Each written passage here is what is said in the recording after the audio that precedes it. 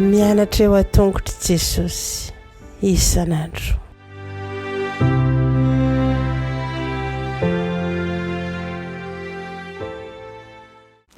Faly miarabanao indray tonga eto amin'ity fotoana manokana ianarantsika ny lesona ho an'ny lehibe ity amin'ity talata fa 20 volana aogositra. Mialohan'ny dirantsika ny amin'izany dia hivavaka isika.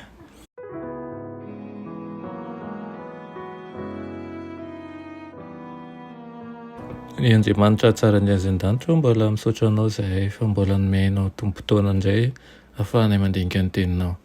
Mangataka aminao izay tompo mba mialanao ny aloka tsirairay avy, indrindra izay miaino sy manaraka izao fandaharana izao, mba ho vita fihavanana aminao tokoa ary ataonao fotsy tahaka ny oram-pahalala tokoa. Tompo, mangataka aminao izay mba hitemaloana anay ianao ary koa anamboatra anay mandrakariva mba ahafahanay iroso amin'ny fanoloran-tena amin'ny fahafenony tokoa. Aminaran'i Jesosy, amen.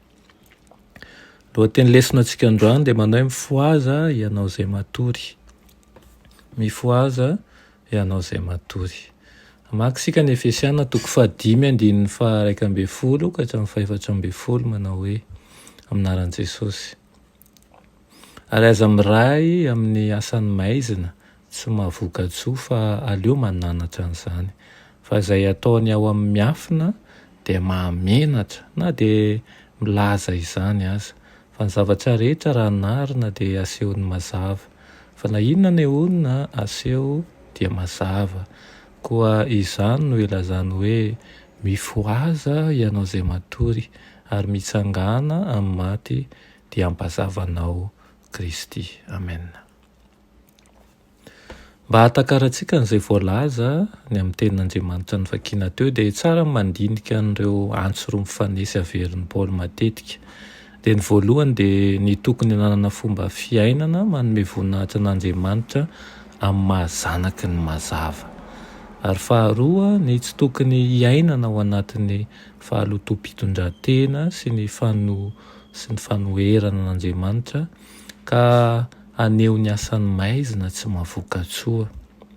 Mba hatakarantsika ny vaombara ny eo amin'ny Efesiana 5:1-12 ihany koa, ilay milaza hoe araza miray amin'ny asany maizina tsy mahavoka-tsoa fa aleo mananatra an'izany, dia azontsika afakafakaina ilay antso mifanindran-dalana ao amin'ny Efesiana 5:5 ihany, ary natao hiaina toy ny mazava ao amin'ny tompony mpino eo anatrehan'ny tsy mpino. Ny tanjon'izany dia mba ho hitan'ny olona ny aneo mazava, fa ny vokatry ny mazava dia ao amin'ny fahatsarana rehetra sy ny fahamarinana ary ny fahitsina. Arak'izany dia atoron'ny Paoly ny fomba anehoana miharihary ny hatsaran'Andriamanitra. Amin'ny fanehoan'ny mpino ny fahamarinan'ny toetra ho hitan'ny rehetra no ampiharihahiny ny asany maizina tsy mahavoka-tsoa. Azontsika atao ny mandray ny fanambarana mampahery ataon'ny Paoly ao amin'ny 17 sy ny 14 izay miendrika toy ny kalo fahasahiana milaza mpino fa mety ataony haharesy lahatra ny olon'izao tontolo izao ho an'ny finoanan'i Kristy izy ireo amin'ny fampisehoan'ny vokatry ny fanahy.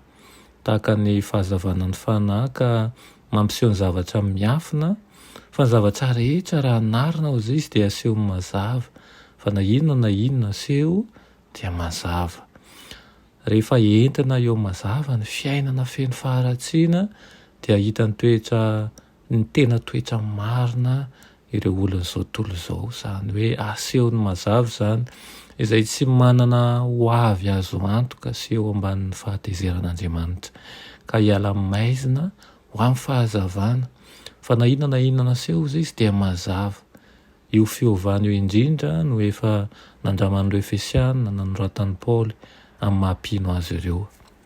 Ahoana moa izany no tokony ho fahatakarantsika n'ilay tononkalo na ilay hira ao amin'ny Efesiana 5:5-14 izay ahitana teny fampiasana amin'ny fitsanganana amin'ny maty amin'ny andro farany, mba hanaovana antso amin'ny fifoazana amin'ny torimaso ara-panahy atsapana ny fanatsihan'i Kristy izay manova antsika. Koa satria natao an'ny vahoakan'Andriamanitra dia Israely, ny Isaia 40:7 izay ohatran'ny hoe indramin'ny Paoly ihany izy eto, dia azotsika lazaina ihany koa fa antsoavo amin'ny kristianina ankehitriny mba hifoazany ka hanaovany ny asany amin'ny maha misionera azy izay mpitondra ny fahazavan'i Kristy ho eo amin'izao tontolo izao izay feno aizina. Ianao zany dia ny fikasan'i Kristy aminao dia hitondra ny fahazavany ho amin'izao tontolo izao izay ho maizina, ka ny afenina rehetra dia ahariary eo amin'ny fahazavana. Ary ihany koa iza no mampazava fa i Kristy izay mampiseho ny fahotantsika mba fahatsika mahatsapa fa itsika izao dia mpanota isanandro tokoa ary mila fanavotana eo amin'ny Kristy. Tsy vidim-bola ny fanavotana na ny fanadiovana fa mila fanetretena sy fandavan-tena ary koa fanatonana an'ilay fahazavana. Dia mba ho aminao tokoa izany teny izany anio mba ary fanahy masina ny hanampy mba ahafahantsika mifoha tokoa izay mbola matory ary koa ahita ny fahazavan'ny Tompo mba tsy hitoetra eo amin'ny maizina isika. Amen. Raha ny masina tsara eny an-danitra mbola misaotra anao ny amin'izany teninao izany amin'ity anio ity. Misaotra anao Tompo, ianao ilay ray ny fahazavana. Ampianaro izahay mba handeha tahaka ny zanaky ny mazava ary ampianaro sy toroy lalana ihany koa izahay mba hampiasa ireo fiadian'ny mazava mba ahafahanay miala amin'ny maizina sy miady amin'ny ratsy. Tonoina fiangatanay amin'ny anaran'i Jesosy. Amen.